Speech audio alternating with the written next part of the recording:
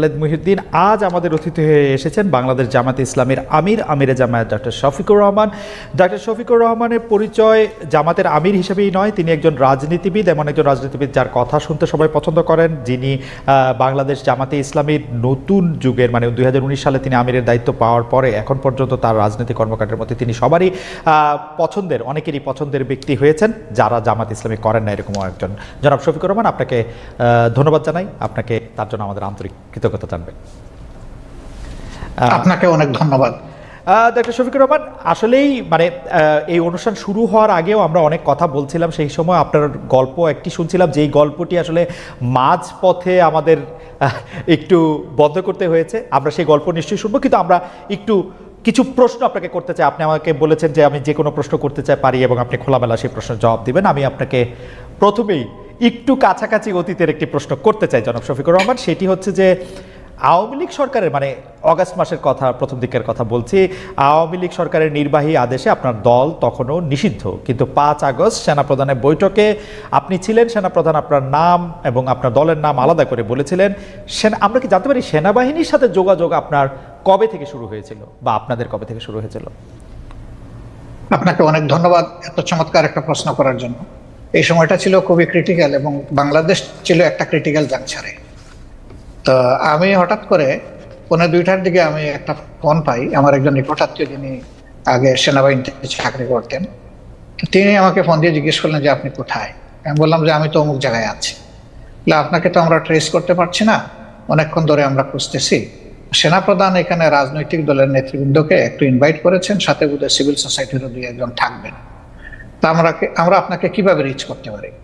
আমি বললাম যে আমি তো অমুক লোকেশনে আছি, আর আজকের সিচুয়েশনটা তো সবার কাছে ক্লিয়ার, গাড়িগুলো চলছে কিনা আমি ঠিক ক্লিয়ার না, এখন কিভাবে আমি আসতে পারি আপনারাই বলুন। ওনারা বললো যে না, সবাইকেই আমরা গাড়ি প্রোভাইড করেছি, আপনার জন্য আমরা গাড়ি পাঠাবো, আমাদের গাড়িকেই আমরা নিয়ে আসবো।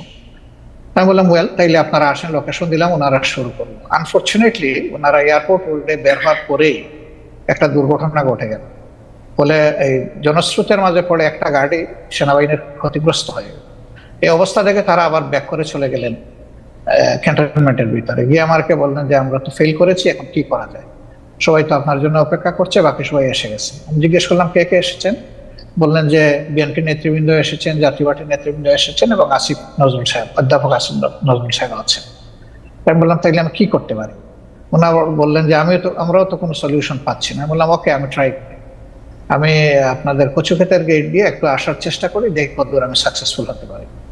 তা আমি আমার একজন নিকটতম বন্ধুকে খবর দিলাম, উনি আসলো, উনি বললো যে আজকের দিনটা তো খুবই রিস্কি, আপনি এভাবে যাবেন কিনা?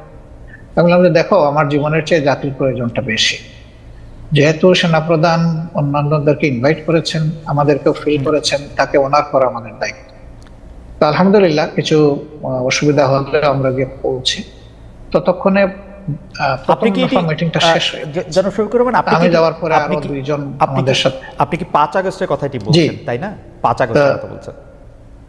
আমি 5 আগস্টের কথা। অর্থাৎ 5 আগস্টের আগে কি আপনাদের সাথে 5 আগস্টের আগে কি আপনাদের সাথে সেনাবাহিনী কোনো যোগাযোগ? আগে ওনাদের সাথে তো আপনার না, আমি ওনাকে সরাসরি ফিজিক্যালি চিন্তাও না এবং কোনো কথা। আপনার কাছে কি মনে হয় যে আপনার একটা নিষিদ্ধ রাজনৈতিক দল, ওনার কাছের লোকেরা, জনাব শফিকুর রহমান, আপনার কাছে কি মনে হয় যে আপনার একটা নিষিদ্ধ রাজনৈতিক দল, সেনাবাহিনীর প্রধান আপনাদেরকে আমন্ত্রণ জানাচ্ছেন আলোচনা করার জন্য, সেটি আসলে মানে কতটা যৌক্তিক বা কতটা গ্রহণযোগ্য? আপনার কাছেও কি এটি খুব গ্রহণযোগ্য মনে হলো? আপনার কাছে মনে হয় না যে এটা একটা ট্র্যাপ হতে পারে, এটা অন্য জিনিস হতে পারে? কারণ আপনি তো আসলে একটি নিষিদ্ধ রাজনৈতিক দলের আমির তখনও। আমি আসলে এটা মোটেই মনে হয়নি এবং আমি মনে করিও না। আপনি এখন নিশ্চয়ই জানতে চাইবেন যে কেন আপনি মনে করলেন না। আমি মনে করি না এই কারণে, আপনি লক্ষ্য করবেন যে 1 আগস্ট যখন আমাদেরকে নিষিদ্ধ ঘোষণা করা হয় তখন প্রেক্ষাপটটা কি ছিল। হঠাৎ করে বিনা মেঘে বজ্রপাতের মতো একটা ঘটনা উনি ঘটাই ফেললেন, তৎকালীন প্রধানমন্ত্রী। আমরা কিন্তু সাথে সাথে এটাকে রিজেক্ট করেছি এবং আমাদের সাথে সংহতি প্রকাশ করে বাংলাদেশের বিরোধী দলের সকলেই, বিএনপি সহ সকলেই কিন্তু এটা নিন্দা জানিয়েছে এবং তারাও এটাকে রিফিউজ করেছে যে এটা হলো ইস্যু ডাইভার্ট করার জন্য জাস্ট একটা কৌশল হিসেবে তারা ব্যবহার করছে, এটাকে কেউ গ্রহণ করেনি। কাজে আমাকে যখন দাওয়াত দেওয়া হয়েছে আমি এটা অস্বাভাবিক মনে করিনি।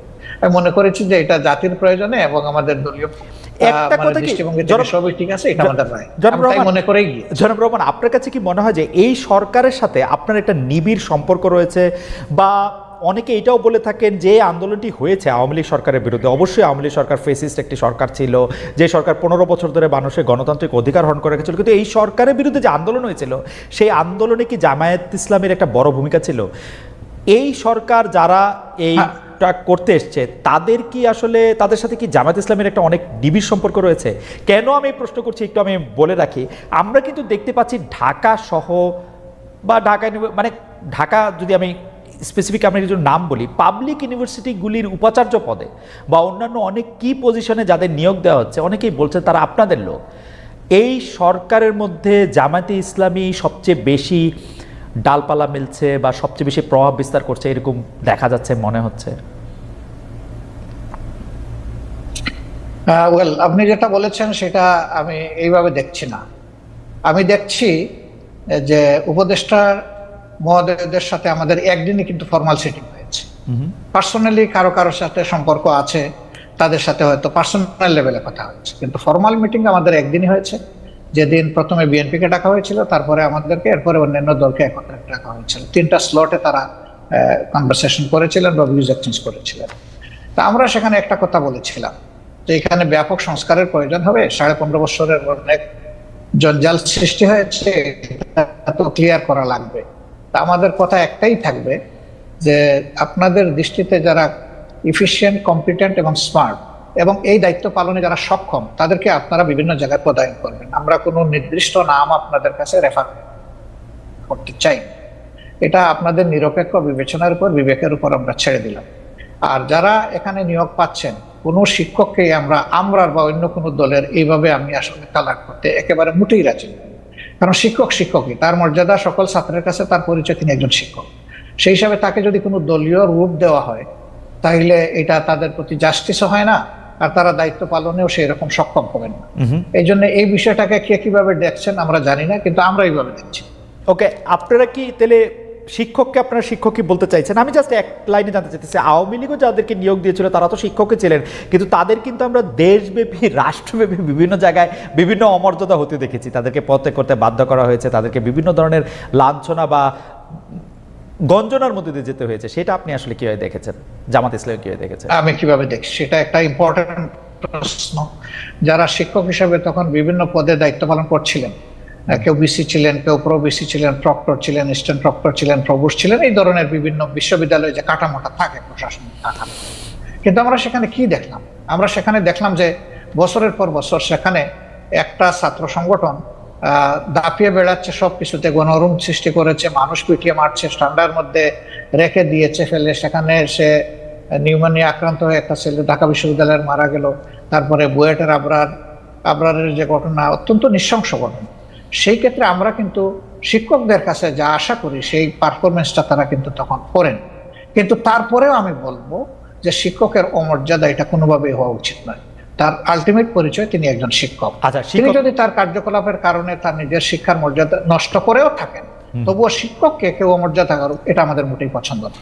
আচ্ছা, আমি একটু আবার অনেক বিষয় নিয়ে আপনার সাথে কথা বলতে হবে। আমরা অনেকে, মানে আপনি এসেছেন বলে অনেকে আমাদের অনুষ্ঠান দেখছেন, সেজন্য আপনি আমার তাড়াহুড়াকে একটু ক্ষমাসুন্দর দৃষ্টিতে দেখবেন, কিন্তু অনেক বিষয় নিয়ে আপনাকে প্রশ্ন করতে হবে, অনেক বিষয় আমাদের জানার আছে। আমি একটু আপনার গঠনতন্ত্র থেকে, জামাত ইসলামের গঠনতন্ত্র থেকে একটু পড়ি। জামাত ইসলামের গঠনতন্ত্রের 6 বলছে যে কেবল আল্লাহ তাআলার বিধানকেই একমাত্র হিদায়াত হিসেবে মানিয়া লইবে এবং আল্লাহ তাআলার দেয়া শরীয়তের বিপরীত যাবতীয় নিয়মনীতি এবং পন্থা পদ্ধতিকে প্রত্যাখ্যান করিবে, মানে জামাত ইসলামের একজন সদস্য। তো আমরা যদি ধরে নেই জামাত ইসলামী একটা ইসলামী শরীয়তের বিপরীত নয় এমন একটা শাসন ব্যবস্থা বা এমন একটা রাষ্ট্র ব্যবস্থা কামনা করে বা আশা করে, তাহলে সেটা আসলে কার মডেল বা কোন পৃথিবীর আর কোন দেশের আদলে? মানে এটা কি পাকিস্তানের আদলে, এইটা কি সৌদি আরবের আদলে, এটা কি ইরানের আদলে, এটা কিসের আদলে আসলে? আসলে দেখেন, আল্লাহ তাআলার বিধান হলো আল্লাহর সৃষ্টির জন্য। আল্লাহ তাআলা মানুষকে শুধু সৃষ্টি করে নাই, তিনি সমস্ত সৃষ্টির স্রষ্টা। সেই স্রষ্টার পক্ষ থেকে যে বিধানটা আসে সেটা হলো ব্যালেন্সড এবং সবার জন্য উপকারী। আল্লাহ তাআলার কোরআনের অ্যাড্রেস হচ্ছে ইয়া আইয়ুহান নাস, হে মানব জাতি। এটা দিয়ে আল্লাহ তাআলা কোরআনে অ্যাড্রেস করেছেন এবং তার নবীকেও তিনি মানব জাতিরই শুধু নেতা রাখেন নাই, তিনি সমস্ত সৃষ্টির উপরে একটা রহমত স্বরূপ বলেছেন। তা আমরা সেই আদর্শকে অবশ্যই আমরা লালন করি, ধারণ করি এবং আমরা বিশ্বাস করি এর মাধ্যমে মানব জাতির কল্যাণ নিহিত এবং মানব জাতি কল্যাণ পাবে। যেমন ধরেন একজন কমিউনিস্ট পার্টির সদস্য, তিনি বিশ্বাস করেন যে কমিউনিজম মাধ্যমে মানুষের মুক্তি। যারা সোশ্যালিস্ট তারা মনে করেন সোশ্যালিজম মানুষকে মুক্তি দিতে পারবে, অন্তত অর্থনীতির মুক্তি। তো এরকম এক একটা আদর্শ রয়েছে, সেই আদর্শের অনুসারীরা তার আদর্শকে আপহোল্ড করবেন, এটা খুবই সহজ। আমরাও সেই দিক থেকেই করি। এখন আপনার প্রশ্ন হলো যে এটাকে পাকিস্তান মডেল হবে নাকি অন্য কোনো দেশের মডেল হবে? না, এটা আল্লাহ তাআলা স্রষ্টা আর তার মেসেঞ্জার যারা ছিলেন, শুধু মুহাম্মদ সাল্লাল্লাহু আলাইহি ওয়াসাল্লাম না, এর আগেও যারা পয়গম্বর এসেছেন বা প্রফেট সাল্লাল্লাহু আলাইহি সাল্লামরা যারা এসেছেন, তারা তাদের যে মডেল, আমরা ওই মডেলটাকেই আমরা অনুসরণ করি। তো ডক্টর কিন্তু রহমান, সবার মডেলটা দুনিয়ায় এখন বাস্তবে নেই। আছে মুহাম্মদুর রাসূলুল্লাহ সাল্লাল্লাহু আলাইহি ওয়াসাল্লামের মডেলটাই বাস্তবে তো আছে। ডক্টর রহমান আপনি সেটা হচ্ছে মদিনায়, জি ডক্টর রহমান সরি আমি একটু শেষ করি। জি জি please। মদিনা কেন্দ্রিক যে শাসন ব্যবস্থা ছিল, সেই শাসন ব্যবস্থায় সকল দল ধর্মের মানুষের নিরাপত্তা সকল দিক থেকে, তার জানের মালের ইজ্জতের নিরাপত্তা নিশ্চিত হয়েছিল। তা আমরা সেই মডেলটাকেই মনে করি উপকারী মডেল। ওকে, ডক্টর রহমান, আপনার কাছে কি মনে হয় না যে আপনি আপনি মানে মদিনার পরে এটি আর কোনো দেশে কার্যকর হয়েছে, কোনো একটি মডেল হয়েছে, সেরকম কি আপনার কোনো কিছু একটা মনে হয় যে এইটা আমরা উদাহরণ হিসেবে নিতে পারি কোনো আরব বিশ্বে, কোনো মুসলিম বিশ্বে, কোনো মুসলিম? দেখেন, দুইজন মানুষ যেমন হুবহু সমান হয় না, ঠিক দুইটা সভ্যতা হুবহু সমান আমি পাবো না। হয় এর চেয়ে উন্নত হবে, না হয় একটু অবনত হবে। রাইট। তো পরবর্তী পর্যায়ে আমরা যদি উসমানিয়া সভ্যতার কথাটা ধরি, সেটা দুনিয়ার বহু জায়গায় বিস্তৃত ছিল এবং এটা 1 বছর 2 বছর, 1 দশক 2 দশক না, বরঞ্চ শতকের পর শতক ছিল। সেখানে মুসলমানরা সংখ্যালঘিষ্ঠ ছিল, বিভিন্ন দেশ যেগুলো শাসন করেছে, এখনো তার স্মৃতি পাথরগুলা রয়ে গেছে দুনিয়ার বিভিন্ন জায়গায়। তো তারা সেদিন যে নৈতিকতার বলে শাসন করেছিলেন, মানুষকে সুশাসন উপহার দিয়েছিলেন, এই জন্য মানুষও তাদেরকে এইভাবে মেনে নিয়েছিল। শুধুমাত্র তলোয়ার আর বন্দুকের জুড়ে কিন্তু তাদের এই বিস্তৃতি ঘটেনি, ঘটেছিল তাদের গুণাবলীর কারণ। এবং সেই গুণাবলী তারা কোরআন সুন্নাহর গুণাবলী ধারণ করেছেন বলেই বিশ্বকে তারা শান্তির দিকে নিয়ে যেতে পেরেছিলেন এবং মানুষও তাদেরকে আনন্দ চিত্তে। কোরআন সুন্নাহর কিন্তু যুগের ব্যবধানে সেখানে যখন পরিবর্তন বা বিকৃতি আসলো, জি, তখনই মানুষও ক্ষতিগ্রস্ত হলো, এই শাসন ব্যবস্থাও ক্ষতিগ্রস্ত। কোরআন সুন্নাহর গুণাবলীর কথা আপনি বলছিলেন, কিন্তু আমরা কিন্তু বাংলাদেশে দেখতে পাই আপনারাই একমাত্র ইসলামিক দল নন, আরও অনেক ইসলামিক আদর্শের প্রতিষ্ঠান রয়েছে, দল রয়েছে, মতবাদ রয়েছে, তাদের কেউ কেউ সাথে আপনাদের বিরোধ রয়েছে। আমরা কি করে বুঝবো যে জামাতে ইসলামী প্রকৃত কোরআন বা রসুলের দেওয়া শরীয়তের অনুসারী? সেটা আমরা কিভাবে নিশ্চিত হব? কারণ এরকম অনেকে আছে যারা খালেদ মহিউদ্দিন, আপনি দেখেন যে আপনার ঘরে কিন্তু, জি বলেন, আপনার পরিবারে আপনি একমাত্র সদস্য নন, রাইট? আমি আশা করছি যে সেখানে আপনার মিসেস আছেন, আপনার ছেলেমেয়েরা আছে। এই 4-5জন যারা আছে তাদের মত কিন্তু সব ব্যাপারে যে এক হয়ে যায় বিষয়টা এমন না, কিন্তু তারপরে পরিবার কিন্তু চলে, পরিবার কিন্তু ভেঙে যায় না। মতের ভিন্নতা থাকবে, এটাও একটা সৌন্দর্য। এবং ভিন্নতা যখন থাকে তখন অনেক কিছু ডাইভার্সিটি চিন্তা করার সুযোগ থাকে। আমাদের মধ্যেও সেই রকম ভিন্নতা আছে, এটা সকল ধর্মেই আছে, এই ভিন্নতা সকল ধর্মে আছে। আচ্ছা, এটাকে বড় কোনো ম্যাটার হিসাবে আমরা দেখি না। তবে যারা ট্রুলি মানে ইসলামের ফলোয়ার, তারা এক কোরআন মানেন, এক আল্লাহ মানেন, এক রসুল মানেন, এই 3 জায়গায় তাদের কোনো মানে দ্বিমত নাই। সুতরাং মতের মূল জায়গাটা ঠিক আছে, বাকি জায়গাগুলো খুঁটিনাটি একটু এদিক সেদিক হতেই পারে, এটা কোনো বড় ব্যাপার না। আচ্ছা, আমরা যদি এই প্রশ্নটা এইভাবে এখন আনি যে 5 আগস্টের পরে সংখ্যালঘু সম্প্রদায় আক্রান্ত হয়েছে, পরে মাদ্রাসার ছাত্রদের মন্দির পাহারা দিতে হয়েছে, সম্প্রতি আবার মাজার ভাঙার ঘটনা ঘটেছে, সম্প্রতি বলতে 1-2 সপ্তাহের মধ্যে মাজার ভাঙার ঘটনা ঘটেছে, দরবার আক্রমণ করা হচ্ছে তৌহিদি জনতার কথা বলে। এই তৌহিদি জনতার বিষয়ে জামায়াতের অবস্থান আসলে কি? দরবার, পীর, ওরস, মাহফিল, সুফিবাদ, জামাতের একজন নেতা বা কর্মী ব্যক্তিগতভাবে এসব চর্চায় থাকতে পারে কিনা, অংশ নিতে পারবে কিনা? আমাদের দৃষ্টিভঙ্গি পরিষ্কার এবং আমাদের দৃষ্টিভঙ্গি এটা নিজস্ব নয়, এটা কোরআনের দেওয়া দৃষ্টিভঙ্গি। সেটা হচ্ছে লা ইকরাহা ফিদ্দীন, দিনের ব্যাপারে কোনো বাড়াবাড়ি চলবে না। এখন কোনো মানুষের উপরে কারো আদর্শ চিন্তাধারা চাপায় দেওয়ার কোনো অবকাশ নেই। মানুষের মনোজগতে যখন পরিবর্তন আসবে, মানুষ যখন নির্দিষ্ট কোনো আদর্শকে ধারণ করবে, তখনই সেই আদর্শ কেবল বিজয় লাভ করতে পারে। এটি তার নৈতিক বিজয়, এটি তার প্রশাসনিক বিজয় এবং এটি তার রাজনৈতিক বিজয়। তা আমরা এই ধরনের কার্যকলাপের কখনো সমর্থক নই এবং আমরা সমর্থন করব না। আর যেটা বলেছেন যে মসজিদ আক্রান্ত হওয়ার পরে পাহারা, না, এই কথাটা ঠিক নয়। প্রথম 3 দিন কিন্তু বাংলাদেশে কোনো সরকার ছিল না। তা আমি মাঝে মাঝে বলতাম যে এখন প্রকৃত জনগণের সরকার চলতেছে। আমরা কিন্তু দ্বিতীয় দিন সকালবেলা থেকে সকল মন্দির পাহারা দেওয়া শুরু। মন্দির ঠিক শুধু মন্দির পাহারা হিন্দু দিচ্ছেন, ভাইদের মন্দির পাহারা বন্ধের দিচ্ছেন মধ্যে। আপনার, সেটি আমরা দেখছি। কিন্তু মাজার আক্রমণ সম্পর্কে বা মাজার ভেঙে ফেলা, তারপরে হচ্ছে দরবার আক্রমণ করা, সেগুলি সম্পর্কে পীর ওরস মাহফিল সেগুলি না আমরা না আমরা আমরা এগুলা জোর করে কোনো কিছু প্রয়োগ করা এটা আমরা পছন্দ করি না, এবং কারোই কোনো ব্যাপারে আইন হাতে তুলে নেওয়াকে আমরা সমর্থন করি না। জনাব শফিকুর রহমান, আপনি কি জানেন যে এ ব্যাপারে আমাদের অবস্থান জনাব একদম শফিকুর রহমান স্পষ্ট। আপনি কি জানেন কিছু মাজার দরবার এগুলিকে আক্রমণ করা হয়েছে?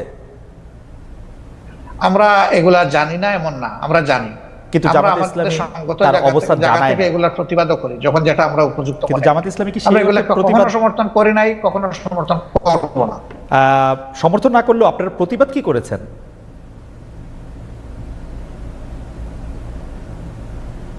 ডাক্তার শফিকুর রহমান, আপনারা কি প্রতিবাদ করেছেন? হ্যাঁ, আমরা করি না, আমরা নীতিগত প্রতিবাদ করেছি। একদম আইটেম টু আইটেম যদি ধরেন সেরকম হয়তো আপনি পাবেন। ওকে, অর্থাৎ আপনি মনে করছেন যে মানে এই ধরনের কাজের সাথে মানে আপনি সমর্থন তো করেনই না, বরং এগুলি আপনারা যখন প্রতিবাদ দরকার মনে করবেন তখন করবেনও। আমি আবার একটু গঠনতন্ত্রে ফিরে আসি। আপনাদের দলীয় গঠনতন্ত্র অনুযায়ী নিয়মতান্ত্রিক ও গণতান্ত্রিক অবস্থায় সরকার পরিবর্তনে আপনারা বিশ্বাসী। সমাজের সর্বস্তরে আল্লাহ ভীরু চরিত্রবান শতযোগ্য লোকের নেতৃত্ব কায়েমের চেষ্টা করার কথাও বলা আছে সেখানে।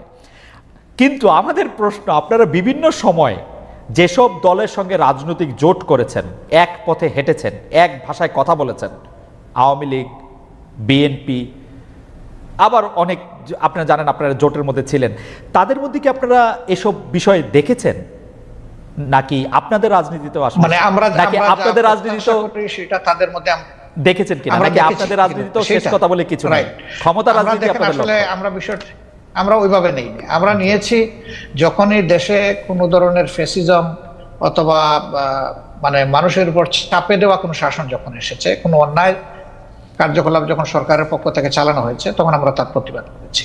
এবং প্রতিবাদ করতে গিয়ে একই সুরে যারা প্রতিবাদ করেছেন সঙ্গত কারণে তাদের সাথে আমাদের মিশে গেছে বিষয়টা। এবং আমরা একটা জোটও করেছিলাম, 4 দলীয় জোট, যেটা পরবর্তী পর্যায়ে 20 দলীয় জোটে ক্রমান্বয়ে সময়ের ব্যবধানে রূপান্তরিত হয়েছিল। যদিও এখন আমাদের সেই রকম কোনো রাজনৈতিক জোটে আমরা নেই, বা অনেকেই নাই। যদিও ছোটখাটো 2-1টা জোট আছে, এটা অন্য ব্যাপার, কিন্তু 20 দলীয় জোট নাই, 4 দলীয় জোট নাই। তো জোটে আমরা গিয়েছি, এটা আমাদের রাজনৈতিক কৌশলগত ব্যাপার ছিল, কিন্তু আদর্শিক কোনো ঐক্য এটা ছিল না।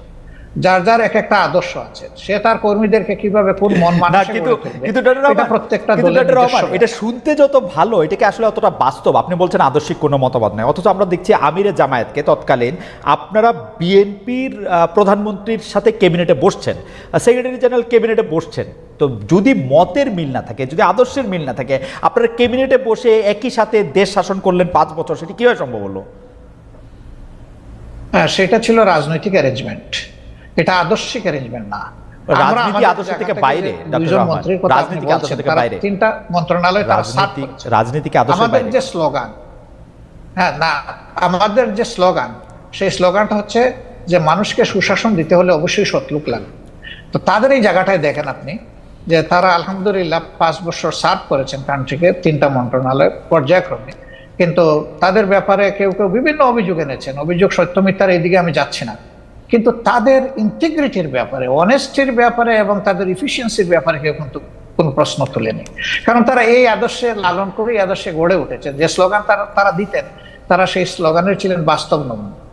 অন্যদেরকে তো ঘর আমরা ঠিক করে দিতে পারবো না, অন্যরা তাদের মতো করে তাদের যেভাবে পছন্দ করেছে সেভাবে চলে। আজকে যদি এখন আপনি বলতে পারেন আজকে আওয়ামী লীগের সাথে আপনার আদর্শিক জোট না হলে আওয়ামী লীগের সাথে আপনার রাজনৈতিক জোট হতে পারে।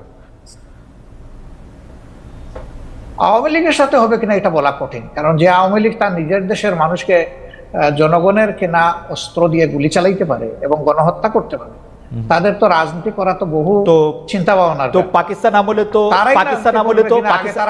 পাকিস্তান আমলে 1971 সালে তো আমাদের পয়সা দিয়ে কেনা অস্ত্র দিয়ে বাঙালিদের মারা হলো, কিন্তু জামাত ইসলামী তো তার বিরোধিতা করে নাই। হ্যাঁ, তার বিরোধিতা করে নাই, করেছে, সেই প্রশ্নে আমি আজকে যাব না। আচ্ছা দুইটা কারণে যাব না, আমি একজন মানুষ ফরওয়ার্ড লুকিং মানুষ। আচ্ছা আমি ওই যে পিছনের দিকে মানে বেশি দৌড়াদৌড়ি ছুটাছুটি করাকে একটা জাতির জন্য কোনো ইতিবাচক বিষয় মনে করি না। রাইট। 2 নম্বর হলো, এই ধরনের বিষয়ের যত বেশি চর্চা হবে জাতি তত বেশি বিভক্ত হবে। একটা বিভক্ত জাতি কখনো দুনিয়া সম্মানের আসনে বসতে পারে না।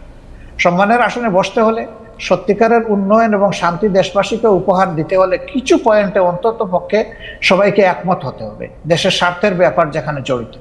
তা আমি ওই বিষয়ে যাচ্ছি না। দ্বিতীয়, আমি আরেক কারণে যাব না, যে তখন আমি এনাফ ম্যাচিউর না, ওকে। বয়সের দিক থেকে আমি বুদ্ধি না মানে রাজনীতিকে অ্যানালাইসিস না, করার শক্তি আমার ছিল না। কিন্তু ডক্টর আমি শফিকুর এই রহমান, আঙ্গিনার কেউ ছিল ডক্টর শফিকুর রহমান মানে ওই আমলে মানে ম্যাচিউর আমি আসতেছি, কথাটা আমাকে শেষ করতে দেন। জি। কিন্তু এটা তো ঠিক যে লাখ লাখ মানুষ মারা গেছে, কয় লাখ মারা গেছে এই বিতর্কেও আমি যাব না, আমি ওই বিতর্ক পছন্দ করি না। একটা মানুষের যদি নিরীহ মানুষ অন্যায়ভাবে মারা যায় সেটাও তো অপরাধ। সুতরাং এই কাজ যারা করেছে অবশ্যই এটা নিন্দনীয়, ব্যাপারে কোন সন্দেহ নেই। ডক্টর শফিকুর রহমান, এতে আমারও কোনো সন্দেহ নেই, কিন্তু শুধু আমি এটা বলছিলাম যে আমাদের যদি কোনো একটা বিষয় বিশ্লেষণ করার জন্য ওই সময়ের ব্যাপারে যদি যথেষ্ট মানে মানে ওই উপস্থিতিটা না থাকে, আপনি এটা থেকে বলতেই পারেন যে আপনি আসলে ওই ব্যাপারে বলতে চান না। কিন্তু দল হিসাবে জামায়াতে ইসলামের নিশ্চয়ই একটি অবস্থান পরিষ্কার করার ব্যাপার রয়েছে, সেটি আপনি আরেকদিন বলবেন বলছেন, সেটা আমরা আরেকদিন শুনবো সেটি। আমরা একটু জোটের রাজনীতি প্রসঙ্গে আসি। আমরা একটু বিএনপির সাথে জামায়াতে ইসলামীর দূরত্ব, একটা জোট তো ছিল, সেই জোটের থেকে যে বিএনপির সাথে যে দূরত্বটা বাড়লো, এইটার কারণ কি বলে আপনি আসলে মনে করেন? মানে মানে মানে আপনি কি মনে করেন যে বিএনপির সাথে কেন? আপনি বলতে পারেন জোট নেই, কিন্তু দেশের স্বার্থে আমরা কিন্তু দূরত্বে নাই। আমাদের মূল জায়গাগুলোতে আমাদের কোনো দ্বিমত নাই, কিন্তু যেহেতু দল দুইটা পৃথক এবং আমাদের এখন কোনো জোট বিদ্যমান নাই, সেই কারণে যার যার অবস্থান থেকে যে যেটা সঠিক মনে করতেছেন বক্তব্যটা সেভাবেই রাখবেন, এটাই নেচার। এবং একজন দেশের আপনি সচেতন নাগরিক হিসাবে রাজনীতি যদি বাদও দেন, আপনার চোখের সামনে যদি কোনো ভালো কাজ হয় তাকে আপনার অ্যাপ্রিসিয়েট করা দরকার, আবার কেউ যদি কোনো মন্দ কাজ করে তাকে সংশোধনেরও আপনার চেষ্টা করা দরকার। তো দেশের স্বার্থে যদি আমি কথা বলি এবং আমাকে যদি কেউ ক্রিটিসাইজ করে, আমি এটাকে ওয়েলকাম, কারণ ক্রিটিসিজম না হলে পারফেকশন আসে না। আর মানুষ কেউ ভুলের ঊর্ধ্বে না, আমরা ভুল করতেই পারি, ব্যক্তিগতভাবেও করতে পারি, আবার সামষ্টিকভাবে দলগতভাবে আমরা ভুল যদি কেউ ধরিয়ে দেয় সেই তো আমার প্রকৃত বন্ধু। আর যারা সমালোচনা করে তাদেরকে আমি বন্ধু হিসাবে নিই, কিন্তু আমার ভুল দেখেও যারা নীরব থাকে আমি তাদেরকে বন্ধু মনে করি। ওকে, ডক্টর শফিকুর রহমান, আমরা কিন্তু দেখতে পাচ্ছি যে এই সরকারের মেয়াদ বা নির্বাচন প্রশ্নে আপনি মনে করছেন বা আপনার দল মনে করছেন যে এই সরকারকে একটু যৌক্তিক সময় দেওয়া প্রয়োজন। বিএনপি মনে করছেন যে ইলেকশনের ঘোষণা বা ইলেকশনের একটা রোডম্যাপ যে সরকার ঘোষণা করছে না, সেটি একটি ঠিক কাজ নয়। তো এই ক্ষেত্রে কি আপনাদের মধ্যে বিএনপির সাথে কোনো আলাপ আলোচনা হচ্ছে? আপনারা কি একটি জায়গায় আসতে পারবেন, নাকি আপনাদের অবস্থান এরকমই থেকে যাবে? অর্থাৎ বিএনপি এই মুহূর্তে নির্বাচন চায়, জামায়াত চায় সংস্কার করে নির্বাচন হোক। সম্ভবত এটা একসময় তাদের মানে স্ট্যান্ড ছিল, কিন্তু গত কালকে বা পরশুদিন তাদের যে মিটিংটা হলো, যেখানে তাদের দলের অ্যাক্টিং চেয়ার অ্যাড্রেস করেছেন জাতিকে, সেখানে তিনি কিন্তু একই কথা বলেছেন যে এই সরকারকে সাকসেসফুল হতে দিতে হবে এবং তাদেরকে যৌক্তিক সময়ে আমরা দেওয়ার পক্ষে। এখন যৌক্তিক সময়ের বাইরে কিন্তু এখন আর কেউ স্পেসিফিক কোনো কথা বলছেন না, কাজে এই জায়গায় আমাদের একটা ঐক্য হয়ে গেছে। এখন প্রশ্ন দাঁড়াতে পারে যে এই যৌক্তিক সময়টা কতটুকু। তা আমরা দুটো রোডম্যাপের চিন্তা করছি। একটা রোডম্যাপ হবে সংস্কারের রোডম্যাপ, আর একটা হবে নির্বাচনের রোড। আগে হবে সংস্কারের রোডম্যাপটা, তারপরে হবে নির্বাচনের রোডম্যাপ। তো সংস্কারেরটাই আমরা এখন সরকারের কাছে চাইবো যে কতদিন টাইমলাইনটা কি হবে। তারা তো সবকিছু সংস্কার করতে পারবেন না, বেসিক জিনিসগুলো সংস্কার করে যাতে একটা তারা neutral, fair and credible election জাতিকে তারা উপহার দিতে পারেন, সেটার জন্যই তাদেরকে আমরা সর্বাত্মক সহযোগিতা করতে চাই। এই সময়টা নাতি দীর্ঘ হওয়া উচিত, তারা এটা বুঝবেন কতটুকু, জাতীয় বুঝবে কতটুকু। ঠিক টাইমটা মাত্র 1.5 মাস যায়নি তো এখনো, এই 23 তারিখ 1.5 মাস হবে। আমরা একটু অবজার্ভ করছি, একটু সময় নিচ্ছি। ওকে, নির্বাচন সংস্কারের প্রসঙ্গটা আমরা একটু পরে আসি, বা আপনি যখন বলবেন তখন বলতেই পারেন। সংবিধান সংস্কারের প্রসঙ্গে আমি আপনার কাছে জানতে চাইতে পারি যে আপনাদের গঠনতন্ত্র পড়ে আমি যতটুকু বুঝেছি বা আপনাদের কথা শুনে আমি যতটুকু বুঝেছি যে আপনারা আসলে কোরআন এবং রসুলের বাণী ছাড়া অন্য কোনোভাবে অন্য কোনো কিছুই আপনারা মানে আপনাদেরকে পড়লে আরেকটু পরিষ্কার হবে যে, আবারও বলি, কেবল আল্লাহ তাআলার বিধানকেই একমাত্র হিদায়াত হিসেবে মানিয়ে নেওয়া, আল্লাহ তাআলার দেওয়া শরীয়তের বিপরীতে যাবতীয় নিয়ম নীতি পন্থা পদ্ধতিকে প্রত্যাখ্যান করা। এখনকার যে গণতান্ত্রিক সিস্টেম, সংবিধানের সিস্টেম, সেটা তো অনেকটা ওয়েস্টার্ন ডেমোক্রেসি বা যেটাকে আমরা বলি যে ওয়েস্টমিনিস্টার ডেমোক্রেসি, সেইটার আদলে অনেকখানি করা। তো সেইটা কি আপনাদের সাথে সাংঘর্ষিক না? আপনারা যদি এটা পরিবর্তন করেন আপনাদের মতের সাথে আর কি? না, মোটেই না। এটা যদি আপনি পরিবর্তন করেন তাহলে কি আপনাদের মতো করে সংবিধান পরিবর্তন হবে না কি? না, আমি আগেই বলেছি যে প্রত্যেকটা দলের এক একটা আদর্শ থাকবে, এটা খুবই স্বাভাবিক। একটা পলিটিক্যাল আইডিওলজি তার থাকবে, সবার আছে। সংবিধানটা কেমন হবে? যে যারটা ভেন্টিলেট করবে। Democracy itself not a ism, এটা একটা প্রসেস। আপনি ইজমে যাবেন, মানুষের কাছে আপনার প্রোডাক্ট আপনি ফ্লোট করবেন, আপনার বক্তব্য আপনি তুলে ধরবেন, আপনার আদর্শ আপনি তুলে ধরবেন। বেশিরভাগ জনগণ যখন আপনার আদর্শকে সাপোর্ট করবে, তখন স্বাভাবিক কারণেই বুঝতে হবে যে এই দেশের মানুষ এটাই চাচ্ছে, যে আদর্শটাই চান। ওকে, আমার আদর্শ যতদিন পর্যন্ত বেশিরভাগ মানুষ সাপোর্ট করবে না, আমাকে ধৈর্য ধরেই সেই পথে থাকতে হবে। ইসলামের ডেমোক্রেসির জায়গাটা কেমন? মানে ইসলাম কি, আপনি মদিনার কথা বলছিলেন, আমাদের রসুল সাল্লাল্লাহু আলাইহি ওয়াসাল্লাম বা তার পরে যেসব খলিফা অন্তত 4জন 5জন যেভাবে নির্বাচিত হয়েছিলেন বা যেভাবে ইয়েতে বসছিলেন, সেটি কি গণতান্ত্রিক উপায়ে নির্বাচিত হয়েছিলেন তারা? অবশ্যই, অবশ্যই। তারা তখন যারা মানে সমাজে মতামত দেওয়ার মতো সেই পর্যায়ের লোক ছিলেন, তাদের সকলকে নিয়ে তারা বসেছেন মসজিদে নববীতে অথবা অন্য কোনো জায়গায় বসে, তাদের অধিকাংশের মতের ভিত্তিতেই অ্যাপয়েন্টমেন্ট দেওয়া হয়েছে। আপনি তাই মনে করছেন? তাই মনে করছেন, এটাই ফ্যাক্ট, এটাই হিস্ট্রি। তারপরে যখন আব্বাসীয় উমাইয়া বা ওসমানিয়ারা দেখেন আমাদের দেশে, জি না সেটা তো আমি খেলাফতে নিচ্ছি না, আমি খেলাফতের যুগটা বলতেছি। এরপরে ধরেন যখন হলো, এই খলিফা যখন কেউ হয়ে গেলেন, তিনি কিন্তু অ্যাবাব অল ইন অল হইতে পারলেন না। এই ধরনের বহু ঘটনা আছে। আমি এখন কথা লম্বা হবে, সেই উদাহরণ আমি দিচ্ছি না। বহু ঘটনা, মানুষ সেখানে হাইলি ডেমোক্রেটিক রাইট এক্সারসাইজ করেছে, আলহামদুলিল্লাহ। আচ্ছা, এটা যদি আমি বাংলাদেশের ক্ষেত্রে এইটাকে একটু বলি, যে আপনাদের গঠনতন্ত্রে ইসলাম প্রচার, ইসলামের দাওয়াত, ব্যক্তি জীবনে ইসলাম চর্চার বিষয়টি নিয়ে বারবার বলা হয়েছে। এক্ষেত্রে বাংলাদেশের অমুসলিম নাগরিকদের জন্য বা যারা ইসলাম বিশ্বাস করবে না তাদের জন্য জামাত ইসলামী রাজনীতি করার সুযোগটা আপনি কেমন দেখেন? আদৌ কোনো সুযোগ আছে কিনা? আমি পড়ছিলাম গঠনতন্ত্র, সেখানে আমি দেখতে পাচ্ছিলাম যে তারা সকল কিছু মেনে নিলে বড়জোর সহযোগী সদস্য হতে পারবেন। এটা বাংলাদেশের সংবিধানের সাথে সাংঘর্ষিক হবে না? বাংলাদেশের সংবিধান বলছে সবার জন্য অধিকার সমান হবে, কিন্তু আপনারা বলছেন যে মানে তারা আসলে একটা নির্দিষ্ট পর্যায় পর্যন্ত শুধু যেতে পারবে। এইটাকে আপনি একটু সাংঘর্ষিক মনে করেন? এটা আপনার একটা ভাইটাল কোয়েশ্চেন, অবশ্যই গুরুত্বপূর্ণ প্রশ্ন। দেখেন, আমরা তো কাউকে ইম্পোজ করব না, আমাদের আদর্শটা গ্রহণ করতে এবং দলে আসতে আমরা ইম্পোজ করব না, কিন্তু দলের দরজা তাদের জন্য বন্ধ করা যাবে। আমরা দরজা খোলা রেখেছি। প্রয়োজনে গঠনতন্ত্র তো আল্লাহর কোরআন না, কোরআনের আলোকে রচিত। কোরআন পরিবর্তন করা যায় না, কিন্তু গঠনতন্ত্র পরিবর্তন করা যায়। আমাদের গঠনতন্ত্রের দেখেন যে 22-23তম সংস্করণ পর্যন্ত হয়তো আছে, আপনি পাবেন। রাইট। তার মানে কি? তার মানে হলো আগের যে জিনিসটা আমরা মনে করেছি পরিবর্তন করা দরকার, মূলনীতি ঠিক রেখে যুগের চাহিদাকে অ্যাড্রেস করা দরকার, সেটা আমরা করেছি। হবে, সবগুলাই হবে, অ্যাকোমোডেশন হবে, কোনো সমস্যা হবে না ইনশাআল্লাহ।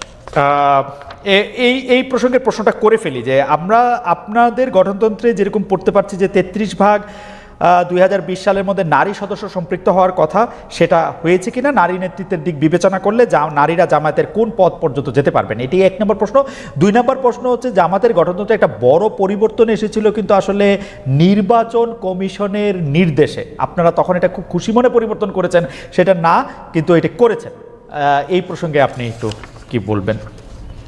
দুটি প্রশ্ন। আসলে আমরা যেটাই করি আমরা ডেমোক্রেটিক ওয়েতে করি, আলাপ আলোচনা করেই করেছি, আমরা একমত হয়ে করেছি। 2 নম্বর হচ্ছে নারী মানে কোটার প্রপোর্শনের যে বিষয়টা বলেছেন, আমরা 33 না, আলহামদুলিল্লাহ এখন নারীদের প্রপোর্শন হচ্ছে 44% আমাদের সংগঠন, এবং তারা আমাদের কেন্দ্রীয় সুরায় আছেন, কর্ম পরিষদে আছেন, সব জায়গায় তারা আছে। আচ্ছা, একটি গ্রহণযোগ্য নির্বাচন অন্তর্বর্তী সরকারে করতে হবে। একটি জনপ্রিয় প্রশ্ন এরকম যে আপনারা আওয়ামী লীগকে নির্বাচনে অংশ নিতে দেওয়ার পক্ষে নাকি বিপক্ষে? আওয়ামী লীগ আপনাদের কোনো রাজনৈতিক স্পেস না নিলেও আপনি আওয়ামী লীগের নাম উল্লেখ না করে কোনো ধরনের জুলুম না করার কথা ঘোষণা দিয়েছেন। অনেকে বলেছেন যে এই ঘোষণা না দেওয়ার কে আপনি? এই প্রসঙ্গেও যদি একটু আপনি বলেন। না, এই ঘোষণা দেওয়ার কে প্রশ্ন করেছে? জি। আসলে আমি আওয়ামী লীগের নাম নেই নাই, আর আওয়ামী লীগকেও আমি ইন্ডিকেট করি। শুধু আওয়ামী লীগ আমাদের উপরে জুলুম করে নাই, আরো অনেক পক্ষ আমাদের উপরে জুলুম করেছে। দল হিসাবে আমাদের উপরে যে জুলুমটা করা হয়েছে, যেমন ধরেন আমাদের নিবন্ধন কেড়ে নেওয়া হয়েছে, আমাদের প্রতীক কেড়ে নেওয়া হয়েছে, আমাদের অফিসগুলা সিলগালা করা হয়েছে, আমাদের শেষ পর্যন্ত তারা দিশাহারা হয়ে আমাদেরকে নিষিদ্ধ ঘোষণা করেছে। এই যে কাজগুলা দলের উপরে যে জুলুম করেছে, আমরা বলছি যে এটা প্রতিশোধ আমরা নেব। কারণ প্রতিহিংসার জন্ম নেই, আর প্রতিশোধ যখনই নিতে যাব তখন আইন হাতে তুলে নেওয়া। আমরা আইন হাতে নেওয়ার ব্যাপারে আমরা বিশ্বাসী নই। কিন্তু সাথে সাথে এই কথাটা আমরা বলেছি যে ভিকটিম এবং ভিকটিম ফ্যামিলি যদি আইনের আশ্রয় নেয়, এটা তাদের রাইট ন্যায় বিচার পাওয়া, তাহলে আমরা তাদেরকে সর্বাত্মক সহযোগিতা করবো। আমরা স্ট্যান্ড থেকে সরি না, আমাদের স্ট্যান্ড আছে। এখানে আওয়ামী লীগের নামও নেওয়া হয়নি, আওয়ামী লীগকে ইন্ডিকেটও করা হয়নি, এটা ছিল একটা সামগ্রিক বক্তব্য। আমার এই বক্তব্যটাকে টুইস্ট করা হয়েছে যে জামাতের আমির আওয়ামী লীগকে ক্ষমা করে দিয়েছেন এবং সাধারণ ক্ষমা ঘোষণা করেছেন। প্রথমটা তো নাই, দ্বিতীয়টা করার আমি কে? একটা রাষ্ট্রে সাধারণ ঘোষণা করার একমাত্র ব্যক্তি হচ্ছেন রাষ্ট্রপ্রধান, যিনি অর্থাৎ প্রেসিডেন্ট। তিনি ছাড়া প্রধানমন্ত্রী এটা পারেন, আর কেউই পারে না। আমি কে এটা করার? আমার তো কোনো অধিকার নাই। বরঞ্চ আমরা বারবার বলে আসছি যে যাদের উপরে জুলুম হয়েছে, যারা ক্ষতিগ্রস্ত হয়েছে, নিহত আহত গুম হয়েছে, তার সম্পদ হারা হয়েছে, চাকরি হারা হয়েছে, তারা অবশ্যই মামলা করবে এবং তাদেরকে আমরা সঙ্গত সহযোগিতা করব। আচ্ছা, এইটি অবশ্য আমাদের একটি প্রশ্ন, কারণ হচ্ছে যে পত্রপত্রিকায় যেটি ছাপা হলো আওয়ামী লীগকে ক্ষমা করে দেওয়ার ঘোষণা জামায়াতের আমিরের, অনেকেই বলেছেন যে আপনি হয়তো খোলা মনে সাদা মনে সেই ক্ষমাটি ঘোষণা করতেই চেয়েছেন, কিন্তু পরে যখন আপনার দলের লোকেরা বা আপনি ফিরে গিয়ে চাপের মুখে সেটি আবার একটু বক্তব্য অন্যরকম করছেন, বিষয়টি কি ঠিক? মোটেই না, আমি মোটেই না। আমার বক্তব্য টুইস্ট করা হয়েছিল, সেটাকে আমি ক্লিয়ার করেছি। কোনো চাপও ছিল না আমার উপরে, এবং আমি এখানে কোনো হীনমন্যতায় ভুগিনি। আমি যা ভালো মনে করেছি, খোলা মনে সেটি বলেছি। আচ্ছা, আরেকটি প্রশ্ন আসতে চাই, সেটা হচ্ছে বৈষম্য বিরোধী যে ছাত্র আন্দোলনের যে রাজনৈতিক প্লাটফর্ম, সেটি নিয়ে আমি সরি একটু আপনাকে ইন্টারাপ্ট করব। আপনি বলেছিলেন যে আওয়ামী লীগ নির্বাচনে আসুক, তারা রাজনীতি করুক, এটা আমি চাই। জি, আগে আওয়ামী লীগকে ডিসিশন নিতে হবে তারা আসলেই রাজনীতি করবে কিনা, তারা আসলেই রাজনীতি চায় কিনা। কারণ তারা যখনই ক্ষমতায় গিয়েছে তখন তো তারা রাজনীতির বাইরে চলে গেছে। প্রথম পিরিয়ডে শেখ মুজিব সাহেব জীবিত থাকা অবস্থায় তো তিনি বহুদলীয় গণতন্ত্রকে একদম শেষ করে দিয়ে একদলীয় বাকশাল কায়েম করেছেন। আওয়ামী লীগ যখনই ক্ষমতায় এসেছে সেই জিনিসটাই এস্টাবলিশ করার চেষ্টা করছে। এবারও তারা কিন্তু সে পথেই হাঁটছিল, এবং তাদের নেতারা বলতেন যে আমরা বাকশালের চেতনা অন্তরে ধারণ করি। সাংঘাতিক কথা। বাকশালের চেতনা যদি ধারণ করেন তো আওয়ামী লীগের নামে রাজনীতি করেন কেন? তাহলে তো তাদের সাহস করে বাকশালের নামেই রাজনীতি করতেন, দেখতেন যে জনগণ তাদেরকে কিভাবে রিসিভ করে। সেটা তো তারা করেননি। এই জন্য আওয়ামী লীগ আদৌ রাজনীতি করবে নাকি ফ্যাসিজম করবে, আগে আওয়ামী লীগ বিশ্ব নেই। আচ্ছা, এই প্রসঙ্গে আমি একটু জানতে চাই, 96 সালে যখন বিএনপির বিরুদ্ধে আপনারা তত্ত্বাবধায়ক সরকার কায়েম করার জন্য আন্দোলন করছিলেন, তখন কি আওয়ামী লীগের সাথে আপনারা জোটবদ্ধ হয়ে রাজনীতি করেছিলেন? না না, আমরা কোনো জোট গঠন করিনি। তবে মাঝে মধ্যে তাদের সাথে আমাদের যৌথ সভা হয়েছে, কিন্তু কোনো জোট আমরা করিনি। আর সেই ইস্যুটাও দেখেন, সেটা ছিল কেয়ারটেকারের ইস্যু। আগামীতে যদি আরো একটি যৌক্তিক ইস্যু আপনাদের সামনে আসে, আপনারা আওয়ামী লীগকে সাথে নিয়ে এরকম করবেন কিনা? না, আমরা আওয়ামী লীগকে সাথে নেইনি। আওয়ামী লীগ আমাদের ইস্যুতে এসে পরে শরিক হয়েছে, এবং শরিক হইতে গিয়ে তারা আমাদের ইস্যু হাইজ্যাক করতে চাইলেন। স্বয়ং শেখ হাসিনা বলে ফেললেন যে এটা তার মানুষ, মানে তার ব্রেইনের প্রোডাক্ট, ব্রেইন চাইল্ড এই কেয়ারটেকার সরকার। মানুষ হাসলো এটা নিয়ে, যে এর 2 বছর আগে জামাত ইসলামের পক্ষ থেকে Abbas Ali Khan on behalf of professor Golam Azam, তিনি কিন্তু এই কেয়ারটেকারের ফর্মুলা জাতির সামনে উত্থাপন করেছিলেন একটা জনসভার মাধ্যমে। আওয়ামী লীগ 2 বছর পরে এসে বলে যে এটা তাদের অবস্থা। আমরা হাসলাম। তা আওয়ামী লীগের এইরকম ক্রেডিট হাইজ্যাক করার আরো বহু ইতিহাস আছে, সেটা বলতে গেলে অনেক সময় লাগবে। আমরা দর্শকদের যে প্রশ্ন করেছিলাম সেটি আসলে আপনি এখন মিস ইন্টারপ্রিটেশন বলছেন, সেই মিস ইন্টারপ্রিটেশন থেকে আমরা দর্শকদের কাছে প্রশ্ন করেছিলাম যে আওয়ামী লীগ সরকারের জুলুম সম্প্রতি দল হিসাবে ক্ষমা করার ঘোষণা দিয়েছে বাংলাদেশ জামাতে ইসলামী, জামায়াতের অবস্থান সঠিক বলে মনে করেন কিনা? শতকরা 73% দর্শক মনে করছেন যে না, এটি সঠিক নয়। শতকরা 27% দর্শক মনে করছেন যে। কিন্তু আপনার প্রশ্ন, আমি যদি বলি বিনয়ের সাথে, যে আপনার প্রশ্নটাই তো সঠিক হয় না। সেটি তো আমরা আপনার বক্তব্যে পরিষ্কার হলাম যে আমাদের প্রশ্ন সঠিক হয় নাই। তবু যেহেতু যে প্রশ্নটি করেছিলাম, আবার দেন একটু দেখি তারা কি বলে। হ্যাঁ, না ঠিক আছে, আমরা আবারও নিশ্চয়ই এটি আবার জানতে চাইবো যে আমরা আরেকটি করব যে এটি আসলে উনার বক্তব্য নয়, বা উনার বক্তব্যকে একটু মোচড় দেওয়া হয়েছে, যেটি ডক্টর শফিকুর রহমান। একটু না, ভালোই মোচড় দেওয়া হয়েছে, একটু না। কিন্তু এটি এটি সবাই দলবদ্ধভাবে এই মোচরটি কেন দিল বা দিতে পারলো বলে আপনার মনে হয় ডক্টর শফিকুর রহমান? আমাদেরকে সবাই খুব ভালোবাসে, তো এই জন্য আমাদের নিয়ে কসলাইতেও ভালো।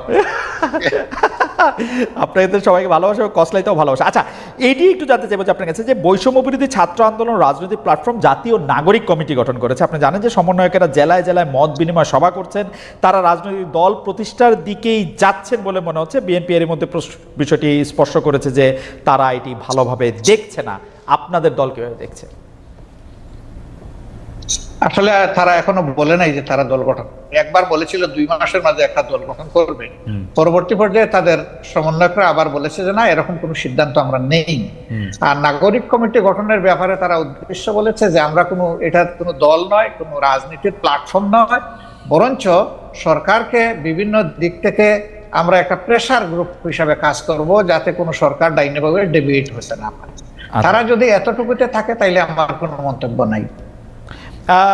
আপনি যদিও বলেছেন, কিন্তু আপনাকে পেলাম বলে প্রশ্ন করেই রাখি, বাংলাদেশের জাতীয় সঙ্গীত নিয়ে আপনার অবস্থান কি, বা আপনি কি মনে করেন, কি মনে করছেন থাকা উচিত? একেবারেই স্পষ্ট। জি, আপনার এই সময় একটা প্রশ্ন এসেছে বলে নিশ্চয়ই আপনি এই প্রশ্ন করছেন। জি, আমরা সাথে সাথেই কিন্তু আমাদের পক্ষ থেকে এটা ক্লারিফাই করেছি এবং আশা করি আপনি সেটা জানেন। আচ্ছা, আপনি যদি দর্শকদের উদ্দেশ্যে আবার একটু বলে দিতেন, দর্শকদের অনেকেই প্রশ্ন না, আমরা যেটা বলেছি যে একজন সাবেক সেনা অফিসার, ঊর্ধ্বতন সেনা অফিসার, তিনি 8 বছর তিনি আয়নাগরে ছিলেন, মজলুম ছিলেন। তিনি একটা ভার্চুয়াল কনফারেন্সে দুটো কথা বলেছেন, একটা জাতীয় সঙ্গীতের ব্যাপারে আর একটা মুক্তিযুদ্ধে হতাহতের সংখ্যা ব্যাপারে।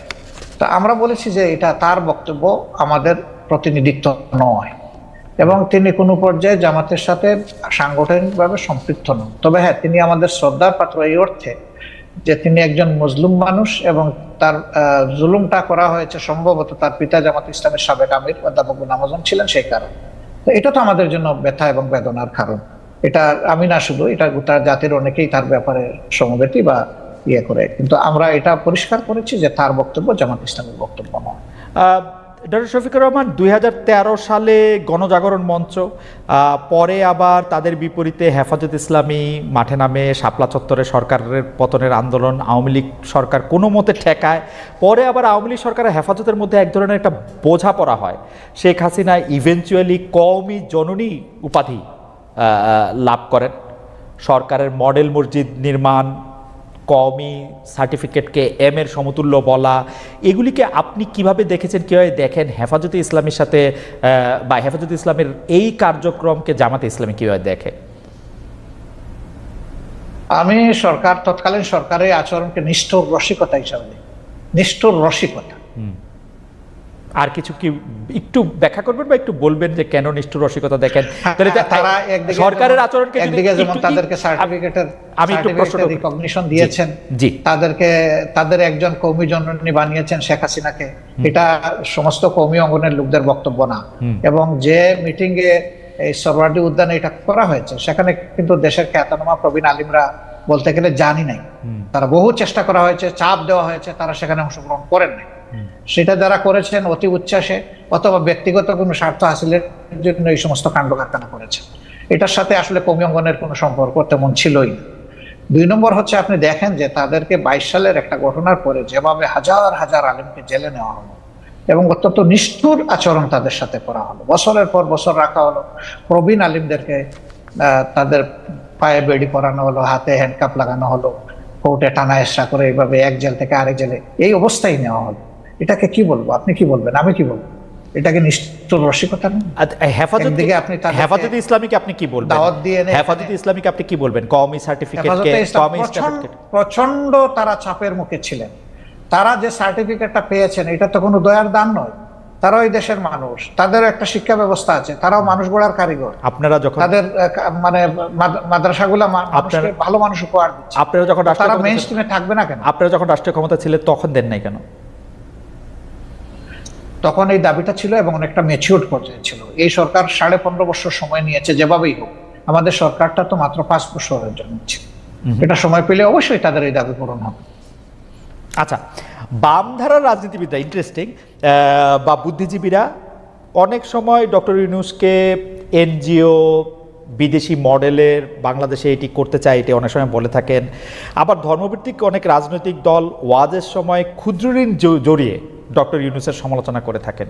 শেখ হাসিনার মতো এরকম প্রায়, আমি যেটাকে বলি যে প্রায় অভব্য অশ্লীল ভাষায় সুদখোর বা এরকম না বললেও ওয়াজের সময় এগুলি নিয়ে অনেক কথাবার্তা বলে থাকে। জামায়াতে ইসলামী আসলে ক্ষুদ্র ঋণ, তারপরে হচ্ছে যে এইরকম একটি ব্যাংক ব্যবস্থা বা এনজিওর কাজকর্মকে কীভাবে দেখে, কীরকম করে দেখে?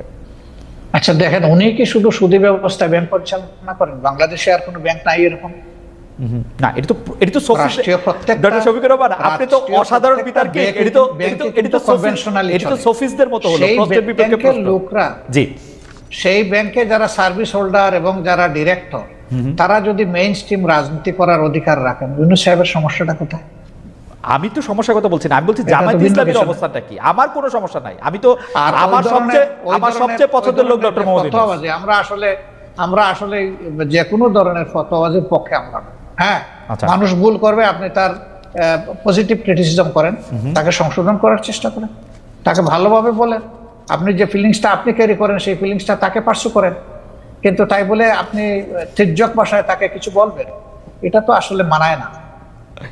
আচ্ছা, সাবেক প্রধানমন্ত্রী শেখ হাসিনা এখন ভারতে রয়েছেন। আমি বারবার বলি, আমি পার্সোনালি মনে করি বাংলাদেশে যত দুর্বৃত্তপনা রয়েছে সব কিছুর জন্যই আসলে শেখ হাসিনার সাজা হতে পারে, শাস্তি হতে পারে, বিচার হতে পারে। কিন্তু মোদি সরকারের সঙ্গে আমরা দেখতে পাচ্ছি যে ডক্টর ইউনূস সরকারের সম্পর্কে ঘনিষ্ঠতা নেই, যতটা ছিল হচ্ছে শেখ হাসিনা সরকারের সঙ্গে তার ঘনিষ্ঠতা। বাংলাদেশের অনেকের দাবি শেখ হাসিনাকে বাংলাদেশে ফিরিয়ে এনে তাকে আসলে বিচারের মুখোমুখি করতে হবে। ডক্টর ইউনূস সরকারের সঙ্গে আমরা বরং পাকিস্তানের ঘনিষ্ঠতা বাড়ার লক্ষণ আমরা দেখতে পাচ্ছি। কিন্তু সম্প্রতি আপনারা অর্থাৎ জামায়াতে ইসলামী ভারতের সঙ্গে বন্ধুত্ব করার আগ্রহ দেখিয়েছেন। ভারত কি কোনো সাড়া দিয়েছে, নাকি এই বন্ধুত্ব করার আগ্রহটা নিয়ে একটু আপনার কাছে শুনতে চাই যে এটা আসলে কিরকম? অনেক ধন্যবাদ আপনাকে। বাংলাদেশের সংবিধানে আপনি আইন নম্বরের একজন মানুষ ছিলেন এবং আপনার ভালো করে জানা আছে, আমাদের সংবিধানে পরিষ্কার লেখা আছে যে বিশ্বের সবগুলা শান্তিকামী গণতান্ত্রিক দেশের সাথে আমাদের বন্ধুত্বপূর্ণ সম্পর্ক থাকবে। এটা শুধু ভারতকে আলাদাভাবে বলা হয়নি, কিন্তু ভারত আমাদের নিকটতম প্রতিবেশী, বৃহৎ প্রতিবেশী। আমি তাদের সাইজ সংখ্যার দিক থেকে বলছি না, আমাদের সাথে তাদের বর্ডার টা সবচেয়ে বেশি। অল্প একটু আছে মায়ানমার, বাকিটা আমাদের বে অফ বেঙ্গল। তো এই জায়গায় আমার প্রতিবেশী তো আমি বদলাতে পারবো না, যে কথাটা আমি সবসময় বলি, প্রতিবেশী তো আমার প্রতিবেশী থাকবে। প্রতিবেশী যদি শান্তিতে থাকে আমিও শান্তিতে থাকবো, আমি যদি অশান্তিতে পড়ে যাই আমার প্রতিবেশীও শান্তিতে থাকতে পারবে না।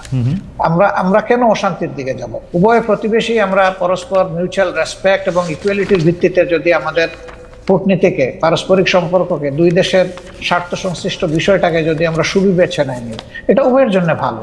সেই দৃষ্টিকোণ থেকে আমি আলাদা করে ভারতের কথা বলিনি, আমি সবার কথাই বলেছি। এবং যেহেতু তারা আমাদের নিকটতম প্রতিবেশী, সেই কারণে আমরা প্রতিবেশীর সাথে তাদের পক্ষ থেকে আমাদের পক্ষ থেকে দুই দিক থেকেই সুপ্রতিবেশী সুলভ আচরণটা আমরা পছন্দ করি, দেখতে চাই।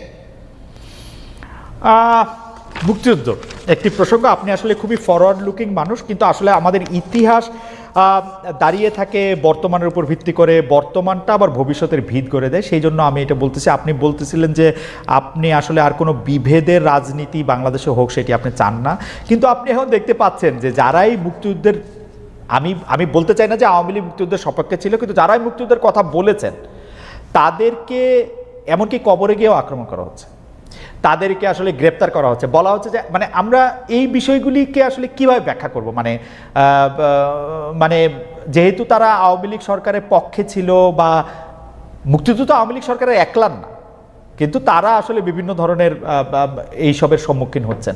এইটিকে আপনি আর আসলে কিভাবে দেখেন? গ্রেপ্তার করা হচ্ছে, মামলা। আসলে দেখেন, তাদের উপরে আক্রমণ বা আইন হাতে তুলে নেওয়া, আমি আগেই বলেছি যে এটা আমরা সমর্থন করি। কিন্তু কেউ যদি পারপিট্রেটর হয়, যদি মানুষের উপর জুলুম করে, মানুষের অধিকার নষ্ট করে, যদি দেশের টাকা লুণ্ঠন করে বিদেশে পাচার করে, তাহলে তার তো বিচার হতে হবে, তার বিচার হওয়াটা উচিত। এটা এ কারণে নয় যে তিনি মুক্তিযুদ্ধের পক্ষের বা বিপক্ষের, বরঞ্চ যদি কেউ কিছু করে থাকে তাদের অন্যায় আচরণের কারণে তাদের সাথে এটা হচ্ছে। তাও আমরা বলবো যে এটা আইনের মাধ্যমে হওয়া উচিত, যথাযথ কর্তৃপক্ষের মাধ্যমে হওয়া উচিত, কারোই আইন হাতে তুলে নেওয়া উচিত নয়। এই জন্য আমরা এবারকার চেঞ্জের সাথে সাথেই আমরা একটা আহ্বান জানিয়েছিলাম যে আমরা আইন হাতে তুলে নেব না এবং আমরা কোনো প্রতিশোধ নেব, বরঞ্চ আইনের কাছে আমরা যদি কাউকে মনে করি যে সে অপরাধী বা দুষ্কৃতিকারী, আমরা আইনের কাছে তাকে তুলে দিতে সহায়তা করব। এটা কিন্তু মুক্তিযুদ্ধের কারণে না, এটা তাদের অপরাধের না। কিন্তু তাদের সামনে আসলে ধরেন বড় দুর্নীতিবাজ, বড় স্পেসিফিক তার বিরুদ্ধে অভিযোগ রয়েছে, সেটি নিয়ে আমার প্রশ্ন না। কিন্তু দেখা গেছে যে মুক্তিযুদ্ধ নিয়ে বা জামায়াতে ইসলামের বিরোধিতা নিয়ে যাদের অবস্থান ছিল তাদেরকে এখন সাংঘাতিক হেনস্থার সম্মুখীন হতে হচ্ছে। আপনারা বলছেন যে আপনারা প্রতিশোধ পরায়ণ নন, কিন্তু আমরা এক ধরনের প্রতিশোধ পরায়ণতাকে এর মধ্যে দেখতে পাচ্ছি না। বারবার বলাও হচ্ছে, মানে সোশ্যাল মিডিয়া খুলে আমরা দেখি যে তখন জামায়াতে ইসলামকে এটি বলেছে। এর সাথে আমাদের একজন সমর্থক জড়িত, নেতা কর্মী জড়িত থাকা তো দূরের কথা, একজন সমর্থক জড়িত নেই। ওকে, একটা এই প্রসঙ্গে আসি ডক্টর শফিকুর রহমান, যে রাজাকার বিষয়ক শেখ হাসিনা একটি বক্তব্য কেন্দ্র করে ছাত্র আন্দোলনে মোড় ঘুরে গিয়েছে, এটি অনেক বিশ্লেষকই বলছেন। আমাদের মাত্র 2 মাসের মতো সময় হয়েছে, আরও যদি সময় পরে সেটির আমরা একটা নিশ্চয়ই তাত্ত্বিক একটি পটভূমি পাবো। তিনি পালিয়ে যেতে বাধ্য হয়েছেন। সম্প্রতি আমরা দেখেছি যে বৈষম্য বিরোধী যারা ছাত্র আন্দোলনের সমন্বয়ক রয়েছেন তারা বলছেন স্বৈরাচার শেখ হাসিনার বক্তব্যের প্রতিবাদে তারা নিজেদের রাজাকার বলেছিলেন। সেখানে তারা বলেছিলেন কে বলেছে স্বৈরাচার, কিন্তু রাজাকার বিষয়টি তারা ধারণ করতে চান না। কিন্তু আমরা দেখেছি যে জামায়াতে ইসলামের বিভিন্ন সমাবেশে আমরা রাজাকার স্লোগান পাচ্ছি। এ থেকে আপনারা আসলে কি বার্তা দিতে চান? আমি আরো স্পেসিফিকলি বলি, সম্প্রতি টাঙ্গাইলে আপনার জনসভায় আপনার বক্তব্য চলাকালীন কর্মীরা স্লোগান দিয়েছে তুমি কে আমি কে, রাজাকার রাজাকার। আমি এটা শুনি নাই, আমি ছিলাম, আমি শুনি নাই। আপনি শুনে থাকলে আপনাকে ধন্যবাদ। এখানে আমার বক্তব্য একদম পরিষ্কার, জি একদম পরিষ্কার। দেখেন, রাজাকার যদি গালি হয়ে থাকে তাহলে এটা আওয়ামী লীগের মানে ক্রেডিটে পড়বে। রাজাকার যদি এটা বুলি হয়ে থাকে তাও আওয়ামী লীগ সৌভাগ্যবান। আওয়ামী লীগেরই মিনিস্টার আকম মুজাম্মল হক সাহেব, মুক্তিযোদ্ধা বিষয়ক মিনিস্টার, তিনি একটা তালিকা করেছেন রাজাকারের। সেখানে সবচেয়ে কোন দলের পাতে বেশি পড়েছিল? আপনি তো সচেতন সাংবাদিক, আপনি আমাকে একটু বলে সাহায্য করেন। আমি অবশ্য রাজাকারের তালিকা দেখি নাই, কিন্তু আমি শুনেছি যে এতে আওয়ামী লীগের অনেকেই সেই তালিকার মধ্যে অন্তর্ভুক্ত ছিল, যারা আওয়ামী লীগ পরে সক্রিয়। অনেকে না, যে তালিকাটা হয়েছে এটার 8 ভাগের 7 ভাগ তাদের একার পাতে পড়েছে। এটা কি এমন হতে পারে যে আপনাদের দলের লোকেরা আওয়ামী লীগে জয়েন করেছে, নাকি আওয়ামী লীগই করতো তার আগেও? তারা পরিষ্কার করলো না কেন? আমি জানি না, তারা হয়তো পরিষ্কার করতে পারতো। তাইলে যে দলে যেভাবেই হোক, যে দলে রাজাকার সবচেয়ে বেশি সেটা হবে রাজাকারের দল। ভালো হইলো তাদের ক্রেডিট, মন্দ হইলো তাদের লাইভ হইলো। কিন্তু আপনার দলের মধ্যে থেকে একটা আছে না ডাক্তার শফিকুর রহমান, আপনি আপনার রাজনৈতিক মতবাদ, রাজনৈতিক আদর্শ, আপনি যেভাবে চলছেন, যেভাবে বলছেন, তার বিপরীত আদর্শেরও অনেক কিছু কি আমরা আসলে দেখতে পাচ্ছি, যেটা অনেক সময় আপনার কাছে আমি জানি না কাম্য মনে হচ্ছে না। যেমন ধরেন ঢাকা বিশ্ববিদ্যালয়ে বহিরাগত বলে সম্প্রতি একটি ছেলেকে পিটিয়ে মারা হলো, বা তাকে চোর বলে এটি বলে জাহাঙ্গীরনগর বিশ্ববিদ্যালয়ে তো একজনকে মারা হলো, বলা হলো যে সে আসলে ছাত্রলীগের কর্মী বা নেতা। এই বিষয়গুলিকে আসলে আপনারা কিভাবে দেখছেন? মানে এটি কেন হচ্ছে বলে আপনার মনে হয়? আমরা মোটেই ভালোভাবে দেখি না।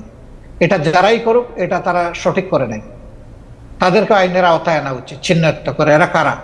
এই বৈষম্য বিরোধী ছাত্ররা জাহাঙ্গীরনগর বিশ্ববিদ্যালয়ে নিজেরা মিছিল করে দাবি জানিয়েছে যে এরকম যারা আছে তাদেরকে আইনের আওতায়, আমি তাদের সাথে একমত, তাদেরকে আইনের আওতায় আনা উচিত। যেই করুক, আমি করলে আমাকেও নেব, আপনার কাছে আপত্তি নেই। আপনার কাছে কি সরকারকে একটু দুর্বল সরকার মনে হচ্ছে? মানে এই দাবি জানাতে হচ্ছে কেন? একটা মিসক্রিয়েন্ট ঘটবে, সরকার গ্রেফতার করবে বা করবে না, সেটা তো একটা স্বাভাবিক ঘটনা হওয়া উচিত। এই সরকার কি একটু মানে আপনার কাছে কি মনে হয় যে আপনি একটা রাজনৈতিক নেতা হিসাবে এই সরকার কি একটু দুর্বলতা দেখাচ্ছে, নাকি সরকার সময় নিচ্ছে? কি মনে হয় আপনার? আপনি যেটা বলেছেন যে দাবি কেন জানাতে হবে, সরকারের মেশিনারি তো অটোমেটিক্যালি এটা ফাংশন, রাইট, এটা হওয়া উচিত। কিন্তু দাবিকেই প্রথম আগের নির্বাচিত বা পলিটিক্যাল গভর্নমেন্ট যারা ছিলেন তাদের কাছে বিভিন্ন দাবি মানুষ উত্থাপন করে না এই সমস্ত বিষয়, তাহলে এটাকে আমি আলাদাভাবে দেখবো কেন? এটা দেখার কোনো কারণ নেই। কিন্তু সামগ্রিকভাবে যদি আপনি বলেন, যেহেতু তারা কোনো রাজনৈতিক দল দ্বারা গঠিত বা জোট দ্বারা গঠিত সরকার নন, এবং যেহেতু 15.5 বছরের অনেক জঞ্জাল জমা হয়েছে, তাদেরকে সেই জঞ্জাল সরাতে গিয়ে তো অবশ্যই তাদেরকে এক্সট্রা এফোর্ট দিতে হয়েছে। এখানে দুর্বলতার কোনো ব্যাপার আমি দেখছি না, বরঞ্চ তারা আস্তে আস্তে ফাংশনিং হচ্ছেন এবং সামনের দিকে তারা আগাচ্ছেন। কিন্তু জনগণের প্রত্যাশা, আমারও প্রত্যাশা এর চেয়েও বেশি। অনেকেই তাদের কাছে। অনেকেই বলছেন যে জামায়াতের, আমি যেই প্রশ্ন দিয়ে শুরু করেছিলাম সেই প্রশ্নের প্রসঙ্গ ধরে আমি আসলে শেষ করতে চাই। অনেকেই বলছেন যে জামাতে ইসলামীর যারা কোর সাপোর্টার তারা আসলে নিয়োগ পাচ্ছেন খুবই খুবই খুবই খুবই খুবই যেগুলিকে বলে কি পয়েন্টগুলিতে, এবং ভবিষ্যতে বাংলাদেশের চেহারাটা কেমন হবে সেটি হয়তো জামায়াতে ইসলামী ঠিক করে দিতে চাচ্ছে বা ঠিক করছে। আপনার কাছেও কি সেরকম মনে হয় যে আপনারা একটা বড় ছক খাচ্ছেন, যেই ছকের মধ্যে আসলে বাংলাদেশের সাহিত্য, সংস্কৃতি, শিল্প, রাজনীতি এটি বা অর্থনৈতিক কাঠামোটিও একটি রূপ পায় এবং সেটি জামায়াতের মতো করে একটি ছক কি? না, আমি এইভাবে দেখছি না, বরঞ্চ আমি দেখছি যে জনগণ হিসাবে যেই কম্পিটেন্ট হোক তার আসল জায়গায় যাওয়া উচিত।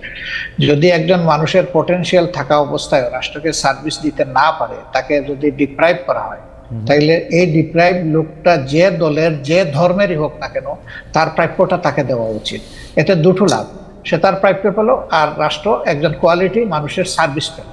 এই দিক থেকে যদি একই দল থেকে মানে কোয়ালিফাই করে, সে ফর এক্সাম্পল মনে করেন যে গণ অধিকার পরিষদ, তাদের দল থেকেও যদি কোয়ালিফাইড মানুষ চলে আসে, আমার এখানে তো আপত্তি থাকার কথা না। ওকে ওকে, এইটা একদম শেষ প্রশ্ন করি ডক্টর শফিকুর রহমান, সেটা হচ্ছে জামায়াতের নির্বাচনী স্ট্র্যাটেজি নিয়ে নিশ্চয়ই আপনারা ভাবছেন, এটা নিশ্চয়ই অনেকখানি গোপনও রয়েছে, এই মুহূর্তে হয়তো আপনারা রিভিলও করবেন না, কিন্তু আমি আপনার কাছে শুধু জানতে চাই যে জামায়াত কি এইবার জোটবদ্ধভাবে নির্বাচন করবে, একক নির্বাচন করবে? জামায়াত যদি এককভাবে নির্বাচন করে তাহলে জামায়াত কি চাইবে যে বিএনপির পাশাপাশি একটি তৃতীয় দল যারা আবার একটু এন্টি বিএনপি তারা থাকুক, তারা একটু মারামারি করুক, তাতে একটু ভোটের সুবিধা হোক, এই তৃতীয় দল হিসেবে জামায়াত কি চাইবে তাহলে আওয়ামী লীগ নির্বাচনে আসুক? মানে আমরা এভাবে ইনফারেন্স টানতে পারি কিনা? না না, আমি তো আগেই বলেছি যে আওয়ামী লীগ কিভাবে রাজনীতি করবে আগে তারা ঠিক করবে। যারা একটা গণহত্যা ঘটিয়েছে, এখনো তাজা রক্ত ভাসতেছে, এখনো হাজার হাজার ছাত্র ছাত্রী, যুবক, শ্রমিক এখনো আহত হয়ে কাতরাচ্ছে হাসপাতালের বেডে, তারা কিভাবে নির্বাচন করার চিন্তা করবে? তারা জনগণের বিপক্ষে দাঁড়িয়ে কার বুথে তারা নির্বাচিত হবে? তারা তো জনগণের বিপক্ষেই দাঁড়িয়েছে। আগে তো এই জায়গাটা তাদের সেটেল করতে হবে। তারা এখন কিভাবে নির্বাচন করবে এটা তো আমার বুঝে আসে। আর আমরা তাদেরকে প্রমোট করবো, এলাও করবো, প্রশ্নই উঠে না। কারণ এই 15.5 বছরের সবচেয়ে নির্যাতিত, বড় নির্যাতিত দলের নাম হচ্ছে বাংলাদেশ জামাত ইসলামী। এই দলের একজন করে 11 জন শীর্ষ কেন্দ্রীয় নেতা, 2 জন সাবেক আমির সহ, জুডিশিয়াল কিলিং বলেন আর যে পারপাসেই বলেন, অত্যন্ত মানে কনকক্টেড একটা ট্রায়ালের মাধ্যমে তাদেরকে শেষ করে দেওয়া হয়েছে। আর তো কারোই ক্ষতি হয়নি। কিন্তু 2 নম্বর হচ্ছে আমাদের সবগুলা অফিস ছিল সিলগালা করা। কিন্তু 3 নম্বর হচ্ছে যে আমরাই একমাত্র সৌভাগ্যবান বা দুর্ভাগ্যবান দল যাদের উপর ঝাল মুটাইতে গিয়ে আমাদের নেতাকর্মীদের বাড়ি বোল্ডোজার দিয়ে ভাঙা হয়েছে। এটা কিন্তু আর কারো বাড়িতে যায়নি। 4 নম্বর হচ্ছে যে এই আন্দোলনের সবচেয়ে ওয়ার্স্ট ভিকটিম আমরা, যে শেষ মুহূর্তে এসে আগস্টের 1 তারিখ আমাদেরকে নিষিদ্ধই ঘোষণা করে দিল। এরকম একটা দল কিভাবে চাইবে যে দলটা এত সন্ত্রাস, এত ফেসিজম চালাইলো, তারাই আবার এসে জনগণের এখানে স্পেস নোক? আমরা তো এটা চাইতে পারি না, মরালি চাইতে পারি। ডক্টর শফিকুর রহমান, আপনার কাছে কি মনে হয় না আপনি যেই জায়গা থেকে আওয়ামী লীগের কথা বলছিলেন, নির্যাতনের কথা বা অন্য ইয়ার কথা, সেই ক্ষেত্রে সেই রাগ জামাতে ইসলামের বা সেই ক্ষোভ বা সেই হতাশা জামাতে ইসলামের অন্য রাজনৈতিক দলের উপর থাকতে পারে, বিশেষ করে বিএনপির ক্ষেত্রে যখন আপনাদের উপর এই রকম যেটিকে আপনি নির্যাতন বলছেন সেটি চলছিল, বিএনপি তো সেই অর্থে প্রতিবাদ জানায় নাই। আপনাদের কি রাগ বিএনপির উপর আছে তাহলে একটু? না, আমাদের কোনো রাগ নাই, প্রত্যাশা ছিল। সব প্রত্যাশা সবসময় পূরণ হয় না, এই জন্য মাইন্ড করতে নাই। আর আপনি রাজনীতি অনেক বড় পরিসরের বিষয়, পারিবারিক, ব্যক্তিগত অথবা আপনার পেশাগত জীবনেও আপনার সব প্রত্যাশা চাইলেই আপনার পূরণ হবে। এই জন্য অনেক সময় ধৈর্য ধরার প্রয়োজন। আর এই ক্ষেত্রে মন যত বড় করা যাবে ততই লাভ, লস নাই। ডক্টর শফিকুর রহমান, আপনাকে অনেক ধন্যবাদ। অনেক দর্শক আজকে আপনার এই অনুষ্ঠান দেখেছেন, 31,000-এর বেশি দর্শক আসলে লাইভ ছিলেন আপনার এই অনুষ্ঠান দেখার ক্ষেত্রে। অনেক প্রশ্ন তারা পাঠিয়েছেন, সব প্রশ্ন আমি আসলে নাম তো বলতেই পারিনি, কিছু প্রশ্ন হয়তো আপনাকে করতে পেরেছি, কিন্তু আসলে একটি অসাধারণ অভিজ্ঞতা। আপনাকে অনেক ধরনের প্রশ্ন করা গেছে, আপনি সাবলীলভাবে আপনার জায়গা থেকে আপনি এগুলো উত্তর দিয়েছেন। আমাদের অনেক ধন্যবাদ জানবেন, কারণ আমার কাছে মনে হয় দর্শকরা যদি এই অনুষ্ঠানটি আবারও দেখেন তাহলে দেখবেন যে এমন কোনো প্রশ্ন নাই যে প্রশ্ন আসলে ডক্টর শফিকুর রহমান উত্তর দেন নাই। তিনি তার প্ল্যাটফর্ম থেকে তিনি উত্তর দিয়েছেন। আপনি আমার মানে এটা রিপিটেড, এটা কয়বার বললাম আমি জানি না, আরও কয়েকবার বলতে চাই। আপনাকে অনেক অনেক ধন্যবাদ এবং আমাদের কৃতজ্ঞতা। এবং আপনাকে অনেক ধন্যবাদ, এবং আপনার এই আমাদের এই জেনারেশনের দ্বিতীয় স্বাধীনতার বাংলাদেশে আপনাকে স্বাগতম জানানোর জন্য আমরা অপেক্ষমান, কারণ যুদ্ধ কিন্তু আপনিও করেছেন স্বৈরাচারের বিরুদ্ধে। না, আমি আমি আমি আমি আপনার আপনাকে আবারও ধন্যবাদ জানিয়ে এবং দর্শকদের ধন্যবাদ জানিয়ে আজকের অনুষ্ঠান আমি শেষ করতে চাই। আমরা নিশ্চয়ই দর্শকরা দেখবেন, এই অনুষ্ঠানটির মধ্যে অনেকগুলি প্রশ্নের জবাব ডক্টর শফিকুর রহমান দিয়েছেন। জামাতের রাজনীতি থেকে শুরু করে জামাত 71 সাল সম্পর্কে কীভাবে অন্যান্য সব কিছু বিষয়ে আসলে কথা বলতে চেষ্টা করেছেন। আগামী সপ্তাহে আমরা আবারও আসবো আপনাদের সামনে, হয়তো নতুন কোনো অতিথি নিয়ে। সে পর্যন্ত আপনাদের সবাইকে অনেক অনেক ধন্যবাদ।